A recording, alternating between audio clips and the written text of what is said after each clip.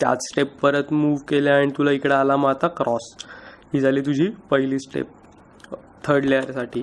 तर तुला काय करायचं आहे, एजेस मूव्ह करायचेत फक्त.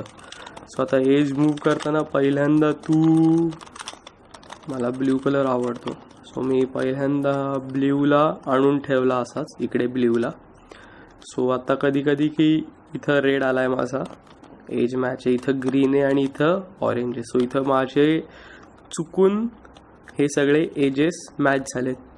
बट इन केस असे मॅच होत नसतील तर मग त्यासाठी कसं करायचं, तुझा फ्रंट साईडला कन्सिडर करायचा. याला तुझा जो राईट आहे त्याला एकदा अप मूव्ह करायचा. त्याच्यानंतर तुझा हा जो आहे त्याला दोन साईडला राईट वेळा मूव्ह करायचा. एकदा राईटला मूव्ह केला, दुसऱ्यांदा राईटला मूव्ह केला. मग आता मग याला परत तू अप केलेला याला डाऊन केला, याला अजून एकदा राईटला मूव्ह केलास, राईटला मूव्ह केला, या दोघांना जे डाऊनला केलेला त्याला परत एकदा अपला आणलास, अपला आणला आणि ह्याला परत इकडे मूव्ह केला आणि ह्याला परत खाली पाठवलं.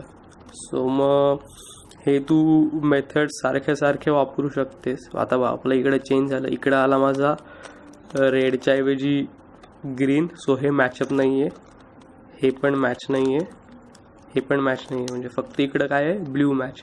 तर मग सेम प्रोसिजर परत करायची अंटिल ते सगळे मॅच होत नाहीस तोपर्यंत.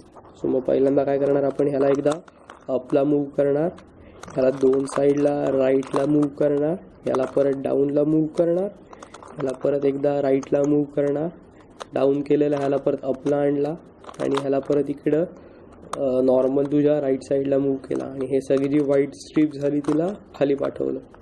सो मग तुझं इकडं आले नेहमीप्रमाणे हे मॅच नाही झाले अजून. मग आता जेसपर्यंत मॅच होत नाही तेचपर्यंत करायचे.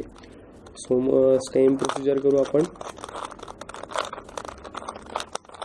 सो ही केली सेम प्रोसिजर. सो मग आता इकडं आला तुझा रेड, इकडं आला ग्रीन, इकडं आला ऑरेंज आणि इकडं आला ब्ल्यू. सो तुझे आता मॅचेस झालेत एजेस पण, म्हणजे तुझी कंप्लीट झाली सेकंड स्टेप.